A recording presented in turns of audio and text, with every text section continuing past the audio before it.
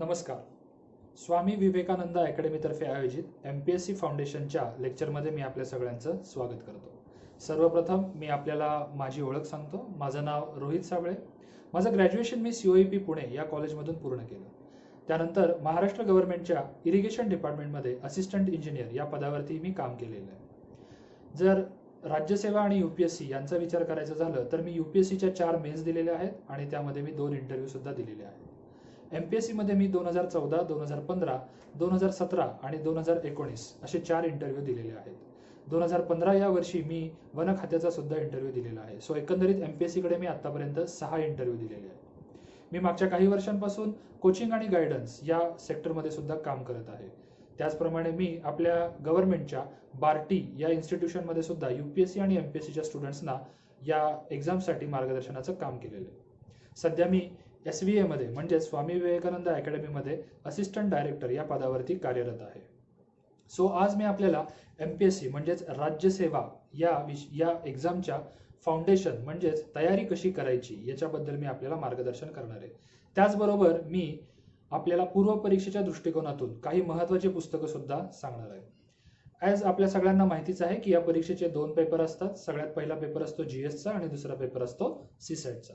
दोन्ही पेपर असतात 200-200 मार्कांचे आणि या दोन्ही पेपरचे एकत्रित गुण करून आपली मेरिट लिस्ट जी आहे ही तयार होते. सो सर्वप्रथम आपण GS या विषयाबद्दल बोलताना काही मी टिपिकल गोष्टी सांगणार आहे आणि या गोष्टी परीक्षेच्या दृष्टिकोनातून किंवा तयारीच्या दृष्टिकोनातून अतिशय महत्त्वाच्या आहेत. सो सर्वप्रथम महत्त्वाची गोष्ट असलेली आणि मोस्टली विद्यार्थ्यांकडून दुर्लक्षित केली जाणारी गोष्ट ते म्हणजे प्रश्नपत्रिकांचं विश्लेषण. आपल्याला सवय काय असते, आपण पुस्तक वाचतो आणि त्याच्यावरती मग आपण कॉन्फिडंट होतो की माझा अभ्यास झालेला आहे आणि आपण डायरेक्टली एक्झामला जातो. पण क्वेश्चन कशा पद्धतीने विचारले जातात ही गोष्ट आपल्याला माहिती नसते. सो तुम्हाला काय करायचंय तर तुम्हाला आतापर्यंत मागच्या 5 ते 6 वर्षांमध्ये आयोगाने जे पेपर काढलेले आहेत त्या पेपरचा तुम्हाला अभ्यास करायचा आहे. अभ्यास करायचा म्हणजे नक्की काय करायचं तर प्रश्न बघायचा आणि उत्तर बघायचं का तर नाही. प्रश्न बघितल्यानंतर त्याचं विश्लेषण तुम्हाला जमलं पाहिजे. म्हणजेच या प्रश्नाचं उत्तर हेच का आहे, त्याच्या मागचं कारण काय, त्याच्या मागचं लॉजिक काय, या गोष्टी तुम्ही फाइंड आउट करायला हव्यात. तसंच हा प्रश्न आपल्या पाठ्यपुस्तकामधून कोणत्या सेक्शनमधून विचारलेला आहे हे सुद्धा तुम्हाला माहिती असायला पाहिजे. ज्यावेळेस तुम्हाला या गोष्टी कळतील त्यावेळेस तुम्हाला एक अंदाज येईल की MPSC कोणत्या सेक्टरवरून किती क्वेश्चन्स विचारते. याचा फायदा काय तर याचा फायदा असा की ज्या सेक्शनवरती जास्त क्वेश्चन्स विचारले जातात त्या सेक्शनला तुम्ही जास्त टार्गेट करू शकता. कधी कधी काय होतं, आपण अभ्यासाच्या नादामध्ये वाहवत जातो आणि मग कमी इम्पॉर्टंट असलेला घटक किंवा तो टॉपिक आपण जास्त इंटरेस्ट घेऊन वाचतो. मग याचा परीक्षेच्या दृष्टिकोनातून आपल्याला फायदा अतिशय कमी असतो. सो आपल्याला काय करायचंय, या क्वेश्चन पेपर्सचं अनालिसिस करायचंय आणि याच्यामध्ये आपल्याला पाहायचं आहे की कोणत्या सेक्शनमधून कोणत्या सेक्टरमधून किती क्वेश्चन्स विचारले गेले आणि त्याच्यानुसार आपल्याला तयारी करायची आहे. आपल्या अकॅडमीच्या लेक्चर्समध्ये आपले जे फॅकल्टी आहेत या प्रत्येक टॉपिक नंतर सांगतात की या टॉपिकवरून आतापर्यंत किती क्वेश्चन्स विचारण्यात आले, क्वेश्चन्सचा पॅटर्न कसा होता आणि त्याचं उत्तर आपल्याला कसं द्यायला हवं. म्हणजेच इथे एक गोष्ट लक्षात ठेवा की आपल्याला फक्त हार्डवर्क करून चालणार नाहीये, तर आपल्याला हार्डवर्क सोबत स्मार्ट वर्क सुद्धा करायचं. आणि जर ही गोष्ट आपण केली तर इतरांच्या तुलनेमध्ये आपला रिझल्ट लवकर चांगला लागू शकतो. दुसरी गोष्ट आहे पेपर वाचन. तर बरेच मुलं काय म्हणतात, पेपर वाचन म्हणजे फक्त लोकसत्ता, आणि ही अतिशय टिपिकल मिस्टेक आहे MPSCच्या स्टुडंट्सकडून होणारी. कारण की त्यांचं म्हणणं असतं MPSC म्हणलं की लोकसत्ता, पण असं नाहीये. जर आपण क्वेश्चन पेपर अनालाइज केला तर तुमच्या लक्षात येईल की MPSC फक्त लोकसत्तातून विचारत नाही, तर MPSC लोकसत्ता सोबतच बाकीच्या पेपर्समधून सुद्धा क्वेश्चन विचारते. मग हे पेपर का वाचायचेत आपल्याला, या व्यतिरिक्त म्हणजेच पूर्व परीक्षे व्यतिरिक्त आणखी पेपरचा काही उपयोग आहे का तर अर्थातच आहे. यामध्ये जे विविध चांगल्या चांगल्या लेखकांचे लेख असतात हे वाचून आपल्याला आपलं ओपिनियन बिल्डअप करायला मदत होते. तुम्ही आत्ता पूर्व परीक्षेची तयारी करता याचा अर्थ असा नाही की तुम्ही इंटरव्ह्यूचा विचार नंतर करणार आहात. इंटरव्ह्यूची तयारी ही तुमच्या पूर्व परीक्षेच्या तयारीपासूनच सुरुवात असते. आणि म्हणजेच काय तर ज्यावेळेस तुम्ही एखादा लेख वाचता त्याच्यावरती विचार करता म्हणजे तुम्ही त्या विषयावरती स्वतःचं मत तयार करता आणि हीच गोष्ट तुम्हाला इंटरव्ह्यूमध्ये तारून नेते. या व्यतिरिक्त जर आपण ऑब्झर्व केलं तर यूपीएससीला आणि एमपीएससीला कम्पेअर केलं तर तुमच्या लक्षात येईल की यूपीएससीसाठी बऱ्याचशा क्लासेसचं रेडीमेड मटेरियल तयार असतं, कारण की त्यांचा हिंदू पेपर असतो, इंडियन एक्सप्रेस असतो, या सगळ्याचं अनालाइज करून एक मंथली मॅगझिन आपल्याला मिळतं. आता बरीच मुलं काय करतात तर परिक्रमा किंवा बुलेटिन यासारखी मॅगझिन्स वाचायला सुरुवात करतात. पण एक गोष्ट लक्षात घ्या, आपल्याला पूर्व परीक्षेच्या दृष्टिकोनातून या मॅगझिन्सचा उपयोग थोडासा कमी आहे आणि त्याच्यामुळं या मॅगझिन्सला प्रेफर करण्याऐवजी जर आपण न्यूजपेपरला टार्गेट केलं तर ते आपल्याला अतिशय फायद्याचं ठरू शकेल. मग न्यूजपेपर वाचत असताना काय करायचं तर सर्वात पहिली आणि महत्त्वाची गोष्ट म्हणजे आपण जी परीक्षा देत आहोत या परीक्षेचा आपला सिलेबस तोंडपाठ हवा. का तोंडपाठ हवा तर कोणतीही न्यूज आली किंवा कोणतंही एखादं आर्टिकल आलं तर ते आर्टिकल, ती न्यूज आपल्याला आपल्या सिलेबसशी रिलेट करता आली पाहिजे. याचं रिसेंटली आपल्या एका फॅकल्टीने खूप चांगलं एक्झाम्पल दिलेलं होतं यूपीएससीच्या लेक्चरमध्ये. त्या मॅडमने सांगितलेलं होतं की सपोज आत्ता आपल्या महाराष्ट्रामध्ये आलेलं आहे किंवा बरेचसे विरोधी पक्ष डिमांड करत आहेत की करोनाच्या या सिच्युएशनमध्ये आपल्याकडे प्रेसिडेंट रूल म्हणजे राष्ट्रपती राजवट लागू करायला हवी. आता एमपीएससी आपल्याला हे नाही विचारणार आहे की राष्ट्रपती राजवट लागू करायला हवी की नको, पण एमपीएससी आपल्याला काय विचारेल, राष्ट्रपती राजवट म्हणजे काय, ती कोणत्या परिस्थितीत लागू करतात, त्याचं रिकमेंडेशन कोण करत असतं, त्याचं डिसिजन कोण घेतं, त्याच्या संबंधी आर्टिकल काय, ती कधी अपलिफ्ट करता येते म्हणजे कधी काढता येते, आतापर्यंत महाराष्ट्रात किती वेळा राष्ट्रपती राजवट लागू करण्यात आलेली आहे, ती कधी, त्यावेळेस महाराष्ट्राचे सीएम कोण होते, आणि त्याचबरोबर महाराष्ट्राप्रमाणेच इतर कोणत्या राष्ट्रांमध्ये ही राष्ट्रपती राजवट लागू करण्यात आली होती का, भारतामध्ये पहिल्यांदा राष्ट्रपती राजवट कोणत्या राज्यामध्ये लागू करण्यात आली होती. म्हणजे जर आपण एक न्यूज बघितली राष्ट्रपती राजवट तर त्याच्यावरून एमपीएससी इतके सारे क्वेश्चन्स विचारू शकते. आता ज्यावेळेस आपण न्यूजपेपर वाचतो तर जनरली या न्यूजच्या तळाशी या सर्व प्रश्नांची उत्तरं आपल्याला भेटतात आणि म्हणून पेपर वाचणं हे अतिशय महत्त्वाचं आहे. ही एक अतिशय महत्त्वाची स्टेप आहे जी आपल्याला कुठेच कॉम्प्रोमाइज करायची नाही. बरेच जण आपल्याला काय म्हणतील, पेपर नको वाचू, मॅगझिन येईल, करंट अफेअर्सच्या नोट्स येतील, त्या वाच, त्या पाठांतर कर, पण नाही, तुम्ही फक्त पाठांतर कराल पण त्याच्यातून जे घ्यायचं आहे म्हणजेच प्रिलिमसाठी आवश्यक असलेली गोष्ट, एस्सेसाठी म्हणजेच निबंधासाठी आवश्यक असलेली गोष्ट आणि ओव्हरऑल पर्सनॅलिटी डेव्हलपमेंटसाठी असलेली गोष्ट, ही फक्त ज्यावेळेस तुम्ही स्वतःहून पेपर वाचाल त्यावेळेसच तुम्हाला मिळेल. कदाचित तुम्हाला आत्ता असं म्हणायचं असेल की जाऊ द्या सर, आता आम्ही फक्त पूर्वपरीक्षेची तयारी करतो, इंटरव्ह्यू कधी देणार आहे काय माहिती, तेव्हा आपण बघूया. तर असं नसतं. इंटरव्ह्यूच्या वेळेला आपल्याला जो वेळ मिळतो तो एवढा कमी असतो की तुम्ही तुमची पर्सनॅलिटी त्या 10 दिवसामध्ये डेव्हलप करू शकत नाही आणि आयोगापुढे खोटं बोलूही शकत नाही. आणि म्हणूनच पेपर वाचन ही कोणत्याही स्पर्धा परीक्षेच्या तयारीमधली अतिशय इम्पॉर्टंट स्टेप आहे आणि रोजचा पेपर तुम्ही स्किप करता कामा नये. ही काळ्या दगडावरची रेघ आहे as far as MPSC is considered. यूपीएससीसाठी आपण थोडासा डिफरंट अप्रोच स्वीकारू शकतो, पण एमपीएससीसाठी पेपर वाचणं ही अतिशय महत्त्वाची गोष्ट आहे. आता तिसरा महत्त्वाचा पॉईंट म्हणजे किंवा याच्याकडेही विद्यार्थ्यांचं बरंचसं दुर्लक्ष होतं, ती म्हणजे पेपर सॉल्विंग. मी बऱ्याचशा विद्यार्थ्यांना ऑब्झर्व केलेलं आहे, बरेचसे विद्यार्थी हे टेस्ट पेपर द्यायला सुद्धा घाबरतात. म्हणजे आपल्या अकॅडमीमध्ये टेस्ट पेपर होतात तर ते द्यायला सुद्धा विद्यार्थी घाबरतात आणि ही अतिशय चुकीची गोष्ट आहे. तुम्ही कितीही अभ्यास केलेला असू दे, किती हार्डवर्क केले, किती स्मार्ट वर्क केले, हे त्या 2 तासामध्ये तुम्ही जोपर्यंत त्या पेपरमध्ये दाखवत नाही तोपर्यंत त्याचा काहीच फायदा नाही. मग जर ते तुम्हाला त्या 2 तासामध्ये दाखवायचं आहे तर त्याची प्रॅक्टिस नको का? ती प्रॅक्टिस करायची असेल तर ती टाइमपास म्हणून नको, ती वेळेत केलेली असावी. म्हणजेच तुम्ही तुमच्या हातामध्ये एक पेपर असावा, तो तुम्ही वेळ लावून सॉल्व्ह केलेला असावा. सॉल्व्ह केल्यानंतर त्याचं उत्तर असं का आलं, हे का आलं, ते का नाही, असे डाऊट्स तुमच्या मनामध्ये यायला हवेत आणि ते तुमच्या फॅकल्टीकडून तुम्ही क्लिअर करून घ्यायला हवे. आपल्या अकॅडमीबद्दल बोलायचं झालं तर आपल्याकडे करंट अफेअर्सचे सेपरेट लेक्चर्स होतात, त्याचप्रमाणे वीकली आपल्याकडे टेस्ट होते. या टेस्टचा रिझल्ट आपण 2 दिवसामध्ये आपल्या अकॅडमीच्या नोटीस बोर्डवरती डिस्प्ले करतो आणि याच्यामध्ये स्टुडंट्सचे मार्क्स सुद्धा आपण तिथे रिप्रेझेंट किंवा दिलेले असतात. असं आपण का करतो तर स्टुडंट्सना लक्षात यायला हवं की टॉपर कोण आहे, मी कुठे आहे, मला अजून किती उंची गाठायची आहे, मला अजून याच्या पुढे जायला किती मार्कांची आवश्यकता आहे, मी कोणत्या टॉपिकमध्ये कमी पडतोय, या सर्व गोष्टींसाठी आपली अकॅडमी कायमच ओपन असते. सो आता आपण पुस्तकांच्या लिस्टबद्दल चर्चा करूया. मी बऱ्याच विद्यार्थ्यांना काउन्सिलिंग करत असताना आमच्या अकॅडमीमध्ये मी जवळजवळ 60पेक्षा जास्त विद्यार्थ्यांना काउन्सिलिंग आणि रिकाउन्सिलिंग केलेलं आहे आणि हे करत असताना माझ्या लक्षामध्ये बरेच असे मुद्दे आलेत. प्रत्येक विद्यार्थ्याची अडचण वेगळी असते, प्रत्येक विद्यार्थ्याची बॅकग्राऊंड वेगळी असते, प्रत्येक विषयाचा स्ट्रॉंग सब्जेक्ट आणि वीक सब्जेक्ट वेगळा असतो आणि यामध्ये प्रत्येक विद्यार्थ्याला वेगवेगळ्या पद्धतीनं गाईड करावं लागतं. आणि या अकॅडमीमध्ये इंडिव्हिज्युअल गायडिंग करत असताना मला काही गोष्टी लक्षात आल्या आणि या गोष्टी मी तुम्हाला पुस्तकांच्या लिस्ट बरोबरच एक्सप्लेन करून सांगणार आहे. पहिल्यांदा विषय आहे इतिहासाचा. इतिहासाचं पुस्तक वाचत असताना तुम्हाला काय वाचायला हवं? जर तुम्ही अजूनही जुनी पुस्तकं वाचत असाल की ज्याच्यामधून एमपीएससी क्वेश्चन्स विचारायची, तर ती तुमची चूक ठरते. तुम्हाला माहिती हवं की एमपीएससी जनरली आत्ता या पिरियडमध्ये कोणत्या पुस्तकामधून क्वेश्चन्स विचारत आहे. आपण जर अजूनही अनिल कठारे किंवा अशी जुनी पुस्तकं वाचत असाल जयसिंगराव पवार यासारखी, तर त्याचा काही उपयोग नाही.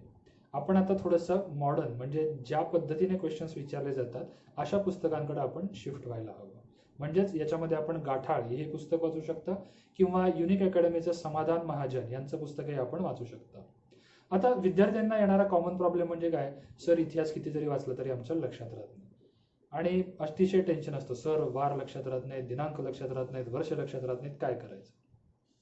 बेसिकली आपली चूक काय होते? आपण इतिहासासारखा वाचत नाही. आपण इतिहास एक्झामसाठी असलेला सब्जेक्ट म्हणून वाचतो. कधी इतिहासामध्ये इंटरेस्ट घेऊन वाचा, गोष्टींना लिंक करा. कोणती घटना पहिली झाली, कोणती घटना दुसरी झाली, कोणती घटना शेवटी झाली. ज्यावेळेस या गोष्टींना तुम्ही लिंक कराल त्यावेळेस तुम्ही इतिहासासारखा वाचाल आणि विषयासारखा नाही वाचणार. आणि मग मला तुम्ही सांगा इतिहास तुम्हाला सोपा जातो की अवघड जातो? दुसरा सब्जेक्ट आहे भूगोल. भूगोलमध्ये आपल्याला महाराष्ट्राचा भूगोल आहे, भारताचा भूगोल आहे आणि जगाच्या भूगोलाबद्दल अतिशय कमी क्वेश्चन्स किंवा जवळजवळ निग्लिजिबल क्वेश्चन्स ते पण करंट अफेअर्समधून विचारले जातात.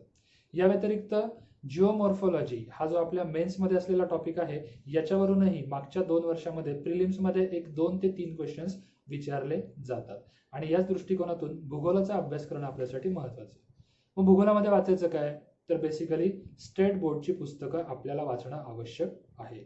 त्याचबरोबर दीपस्तंभचं महाराष्ट्राचा भूगोल हे पुस्तक, सौदींचं भूगोलाचं पुस्तक महाराष्ट्राचा भूगोल हे पुस्तक आणि त्याचबरोबर बेसिक एनसीईआरटीची इंडियन जॉग्रफीची पुस्तकं आपल्याला वाचणं आवश्यक आहे.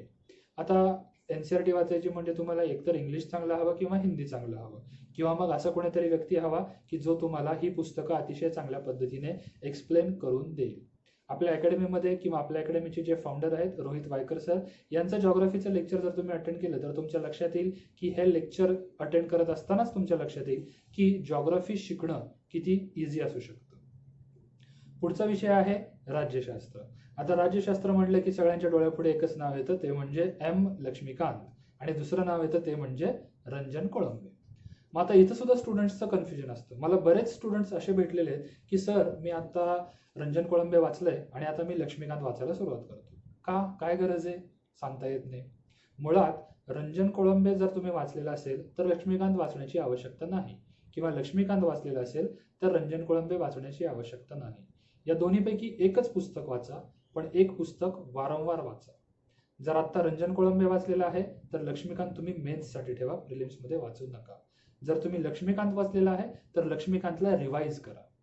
ही महत्त्वाची गोष्ट बरेच स्टुडंट निग्लेक्ट करतात आणि मग ते काय करतात? पहिल्यांदा कोळंबे वाचतात आणि मग लक्ष्मीकांत वाचायला जातात आणि मग आयुष्यातला बराचसा वेळ फक्त पॉलिटी करत वाया घालवतात. आणखी एक महत्त्वाची गोष्ट याच्यामध्ये म्हणजे सर आमचे आर्टिकल्स लक्षात राहत नाहीत. का लक्षात राहत नाहीत? कारण तुम्ही पॉलिटीची रिव्हिजन केलेली नसते. जर तुम्ही पॉलिटी आत्ता संपवलं आणि नंतर पॉलिटी एका महिन्याने वाचताय, कसं लक्षात राहणार आहे तुमच्या? तुम्ही न्यूजपेपर वाचत नाही आहात, त्याच्याशी रिलेटेड पॉलिटिकल न्यूज वाचत नाही आहात, कसे आर्टिकल्स तुमच्या लक्षात राहणार आहेत? म्हणजेच आर्टिकल्स लक्षात ठेवायचे असतील तर तुमचे बेसिक कन्सेप्ट क्लिअर पाहिजेत आणि पॉलिटीची रिव्हिजन होणं सुद्धा तेवढंच महत्त्वाचं आहे. बरं, त्याच्याही पुढे जाऊन जर तुम्हाला आर्टिकल्सची एवढीच भीती वाटते तर कशाला घाबरताय? एक्झामच्या 1 आठवडा आधी सगळे आर्टिकल्स एका पेपरवरती लिहून काढा आणि तोंडपाठ करा.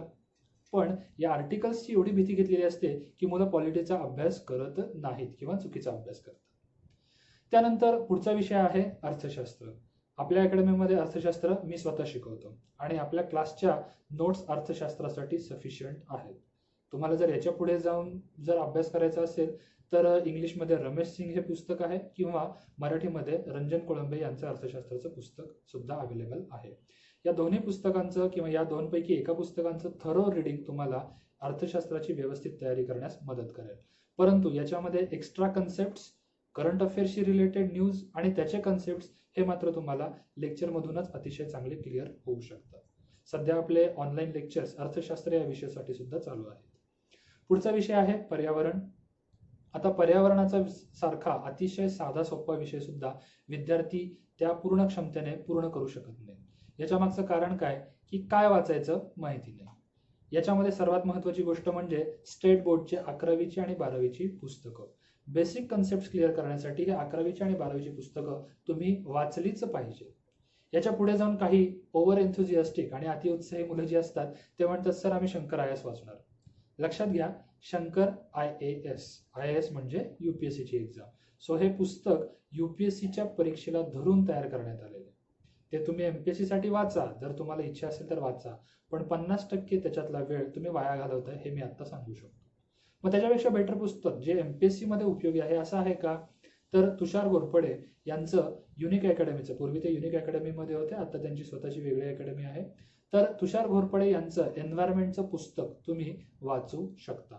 या व्यतिरिक्त आपल्या अकॅडमीचं एन्व्हायरमेंटचं पुस्तक आपण काही दिवसांमध्येच मार्केटमध्ये आणणार आहोत. पुढचा विषय आहे विज्ञान तंत्रज्ञान. काही दिवसांपूर्वीच आपल्या अकॅडमीमध्ये आपण या विषयावरती एक टेस्ट घेतलेली होती आणि ज्या मुलांचं सायन्स बॅकग्राऊंड आहे अशा विद्यार्थ्यांना सुद्धा या टेस्टमध्ये कमी मार्क पडले. काय कारण असू शकतं, तर फक्त एकाच पुस्तकाचा अभ्यास करणे आणि मूळ पुस्तक म्हणजे स्टेट बोर्डची पुस्तकं न वाचणे. विज्ञान तंत्रज्ञान विषयासाठी 8वी 9वी आणि 10वीचं भाग 1 आणि भाग 2 अशी 4 पुस्तकं आपल्याला वाचणं मस्ट आहे. आणि ज्यांनी ही पुस्तकं वाचली नाहीत त्यांना या विषयामध्ये किंवा या क्वेश्चन्समध्ये कमी मार्क पडले. जर आपण क्वेश्चन पेपर्स MPSCचे क्वेश्चन पेपर अनालाइज केलं तर आपल्याला कळेल की सायन्स टेक म्हणजे विज्ञान तंत्रज्ञान याच्यावरचे क्वेश्चन्स अतिशय डायव्हर्स असतात. पण ही डायव्हर्सिटी आपण निश्चितच कमी करू शकतो जर आपण स्टेट बोर्डची पुस्तकं वाचली. बाकी करंट अफेअर्सच्या पुस्तकांबद्दल मी मगाशी सांगितलं तसंच की जर अशी पुस्तकं आहेत परिक्रमा आणि बुलेटिन सारखी, तर ती तुम्हाला प्रिलिम्स ऐवजी इंटरव्ह्यू या दृष्टिकोनातून अतिशय उपयोगाची आहेत. पण परीक्षेच्या या टप्प्यावरती त्यांचा रिलेव्हन्स किंवा त्यांचा उपयोग हा थोडासा कमी आहे. पण मग प्रिलिम्समध्ये करंट अफेअर्ससाठी काय वाचायचं, तर न्यूजपेपर जसं मी मगाशी तुम्हाला सांगितलं तेच, पण याच्या व्यतिरिक्त एक्झामच्या आधी येणारं इयरबुक वाचणं आपल्यासाठी अनिवार्य आहे. UPSCची मुलं जे इयरबुक रेफर करतात ते पूर्णपणे वेगळं, ते गव्हर्नमेंट ऑफ इंडियाचं इयरबुक पूर्णपणे वेगळं. MPSC साठीचे इयरबुक जे आहेत हे आपल्याकडे बरीच प्रकाशनं आणतात, जसे की अभिनव प्रकाशन असेल, सकाळचं असेल, लोकसत्ताचं असेल किंवा इतर कोणतं असेल. यापैकी कोणतंही एक इयरबुक तुम्हाला परीक्षेसाठी रेफर करायचं. वन्स अगेन, पेपर रिडिंग का इम्पॉर्टंट आहे, डायरेक्टली तुम्ही इयरबुक वाचायला गेला तुम्हाला गोष्टी कळणार नाहीत. ही गोष्ट अशी का आहे, असं का आहे, काहीही कळणार नाही, तुम्हाला त्याची लिंक लागणार नाही आणि त्याच्यामुळेच पेपर रिडिंग महत्त्वाचं आहे. इयरबुक वाचत असताना तुम्हाला काय वाचायचं या गोष्टी माहिती असणं आवश्यक आहे. तुम्ही जर पहिल्या पेजपासून स्टार्ट केला आणि शेवटच्या पेजपर्यंत एंड करत गेला तर त्यातलं म्हणजे त्या कमी वेळेमध्ये एवढ्या गोष्टी लक्षात राहणं मानवासाठी तरी अशक्य आहे. सो यासाठी आपण पेपर वाचणं आवश्यक आहे. आता सर्वात महत्त्वाचा विषय येतो म्हणजे आपला पेपर 2चा CSATचा पेपर. CSAT म्हणले की लोक घाबरतात. मी जवळजवळ ज्या काही विद्यार्थ्यांना काउन्सिलिंग केलेलं आहे यातले बरेचसे विद्यार्थी CSATला घाबरत होते आणि या विद्यार्थ्यांची भीती कशामध्ये बसलेली असते, तर CSATचं स्वरूप. एक कारण की आपल्याला माहितीच नसतं की CSAT मध्ये नेमकं काय विचारलं जाणार आहे. Confidence is the key. जर तुम्हाला CSAT मध्ये चांगले मार्क्स मिळवायचे आहेत तर कॉन्फिडन्स इज द ओनली की. माझं स्वतःचं एक्झाम्पल द्यायचं झालं तर आजपर्यंत कोणत्याही MPSCच्या एक्झाममध्ये मी CSATच्या पेपरमध्ये 120च्या खाली स्कोअर केलेला नाही. 120 कमी मार्क असू शकतात पण ते असेही मार्क नाहीत की जे अतिशय कमी आहेत आणि ज्याच्यावरती चांगला स्कोअर येणार नाही. सो मिनिमम 120चा टार्गेट तुम्ही निश्चितच ठेवू शकता आणि 120 मार्क अचीव्ह करणं तुम्हाला खूप इझिली पॉसिबल आहे.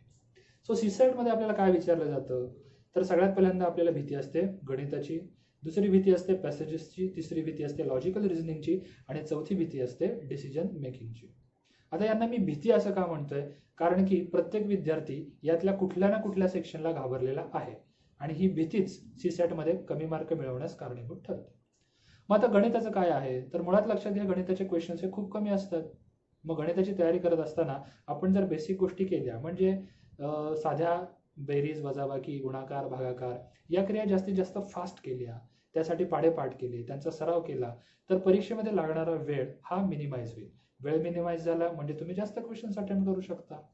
मी मागच्या वर्षी काही स्टुडंटशी इंटरॅक्ट करताना माझ्या लक्षात आलं की विद्यार्थी 80 पैकी 45, 40, 50 असा अटेम्प्ट घेत आहेत. हे चुकीचं आहे. सीसॅटमध्ये तुमचा अटेम्प्ट हा अराउंड 65च्या पुढे हा गेलाच पाहिजे. 65च्या पुढे जाणं मस्ट आहे. तर तुम्ही सीसॅटमध्ये 120 पेक्षा जास्त मार्क स्कोअर करू शकता. दुसरी भीती असते पॅसेजेसची. वन्स अगेन न्यूजपेपर का वाचले पाहिजेत हे इथं आपल्या कामाला येतं. पॅसेजेस जर तुम्ही पाहिले तर हे वेगवेगळ्या टॉपिकवरचे असतात, वेगवेगळ्या सब्जेक्टवरचे असतात. यांची डिफिकल्टी लेवल सुद्धा वर खाली होत असते आणि यांची प्रॅक्टिस करण्याचं सगळ्यात महत्त्वाचं साधन म्हणजे न्यूजपेपर.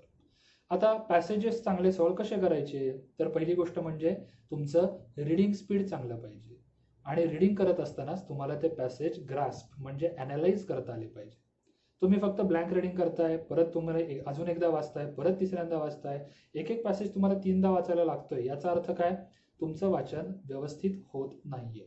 आणि वाचन व्यवस्थित करायचं असेल तर तुम्हाला न्यूजपेपर वाचावे लागतील.